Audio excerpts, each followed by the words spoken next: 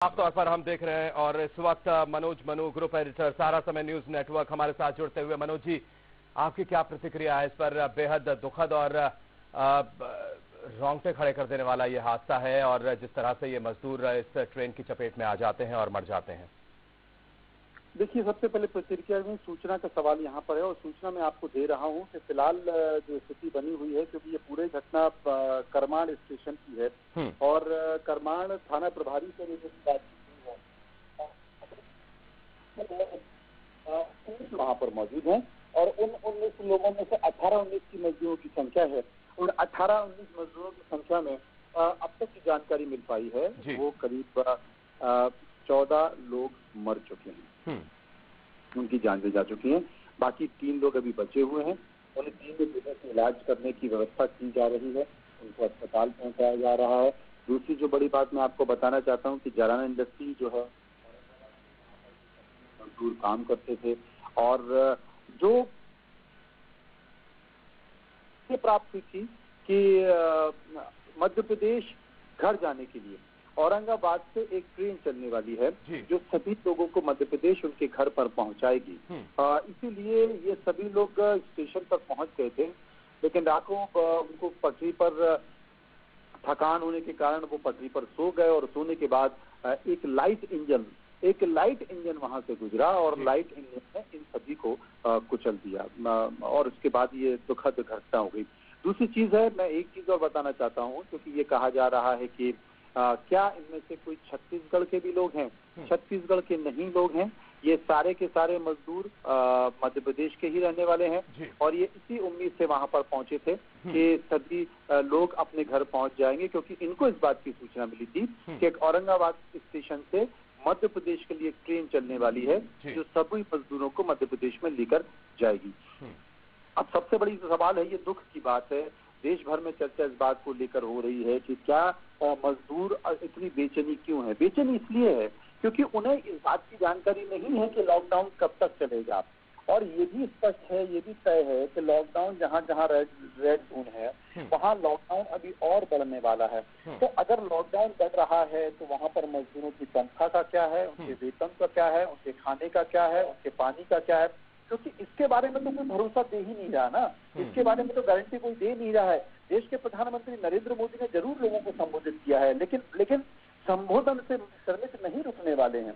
उनके अंदर बेचैनी इस बात को लेकर है कि अगर हमारे हाथ में पैसा नहीं है, हमारे हाथ में खाना नहीं है और मरना ही है तो क्यों ना अपने घर जाकर मरा जाए। देश के राजमार्गों को आप देखें, पटरियों के सहारे अगर उन लोगों को, बहुत से लोगों को ये लग रहा है, क्योंकि आप देखें मध्य प्रदेश की सीमा पर भी तमाम ऐसे लोग हैं जो महाराष्ट्र से मजदूर आए हैं लेकिन मध्य प्रदेश की सीमा पर डटे हुए हैं। मध्य प्रदेश में बहुत सारे प्रशासन के लोग उनको अंदर नहीं जाने दें, तो अब वो करें तो क्या करें? तो बड़ी संख्या है मजदूरों की जो पटरियों के सहारे, क्योंकि पटरियों के सहारे वो अपने इलाके तक पहुंचते हैं, पटरियों के सहारे वो लगातार पैदल चल रहे हैं और उनको ऐसा लगता है कि पटरियों के सहारे चलेंगे तो ना वहाँ कोई पुलिस होगा, ना प्रशासन होगा और कोई उन्हें रोक भी नहीं पाएगा और वो जहाँ जाना चाहते हैं वहां पर पहुंच जाएंगे। तो एक बड़ी संख्या है मजदूरों की जो पैदल पटरियों के सहारे आगे बढ़ रही है। वहां पर कोई देखने वाला नहीं है, वहां कोई खिलाने वाला नहीं है, वहां कोई पानी पीने वाला नहीं है। मध्य प्रदेश की घटना है, महाराष्ट्र से एक मजदूर चला, बड़वानी में आकर उसे उल्टियां हुई और वो मर गया, उसकी मौत हो गई। तमाम ऐसी तस्वीरें नजर आ रही हैं। क्या देश के प्रधानमंत्री अपने संबोधन में ये नहीं बोल सकते कि जो जहां पर है, जो जिस फैक्ट्री का मजदूर है, जो जिस प्लांट का, जो जिस उद्योग का मजदूर है, वो वहीं पर रहेगा, उसके खाने की, पीने की और उसके वेतन की जिम्मेदारी उस फैक्ट्री मालिक की होगी।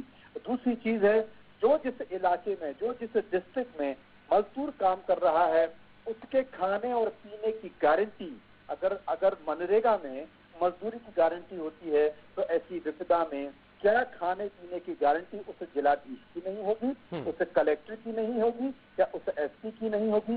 अगर ये गारंटी देश के प्रधानमंत्री अपने भाषण में देते तो शायद इतनी भगदड़ नहीं होती और इन मजदूरों को अपने घर पहुंचाने की व्यवस्था भी उस फैक्ट्री मालिक की होनी चाहिए थी। जो जिस जिले में मजदूर काम कर रहा है उस जिले के मजदूरों को घर पहुंचाने की व्यवस्था वाहन और पास के साथ उस जिलाधीश की यानी कि कलेक्टर और एसपी की होनी चाहिए थी। अगर वो होती तो शायद इस तरह की तस्वीरें, इस तरह की घटना हमारे सामने नहीं होती। बिल्कुल, अगर वो होती तो फिर इस तरह की स्थितियां सामने ना होती, लेकिन मौजूदा हालात इस वक्त हम अपने सामने देख रहे हैं। और मनोज जी, यहाँ पर एक संशय थोड़ा सा इस आंकड़े को लेकर भी है, क्योंकि जो मरने वालों का आंकड़ा है, मैं इनकी बात कर रहा हूं, क्योंकि जो ड्यूटी पर अधिकारी मौजूद थी वो पुष्टि यहां पर कर रही हैं 16 लोग मारे जा चुके हैं, यानी कि 16 मजदूर मारे जा चुके हैं 17 में से। और इस वक्त क्या कुछ जानकारी आपके पास?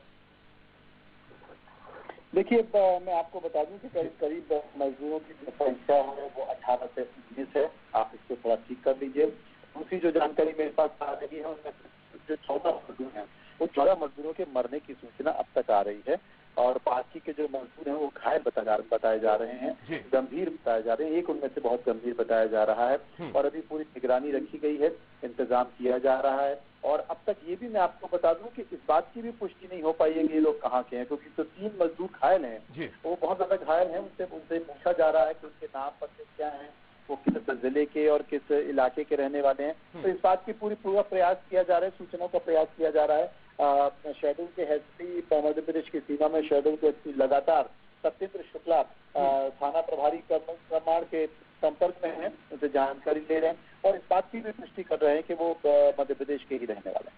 बिल्कुल मनोज जी, लगातार जानकारी हमें पहुंचाते हुए किस तरह से अब यहां से चीजें जो है वो दिखाई दे रही हैं और आगे का रास्ता जो है वो कैसा नजर आता है। लेकिन फिलहाल वीरेंद्र शर्मा समय संवाददाता हमारे साथ बने हुए हैं। वीरेंद्र जी, क्या अपडेट्स मिल रहे हैं?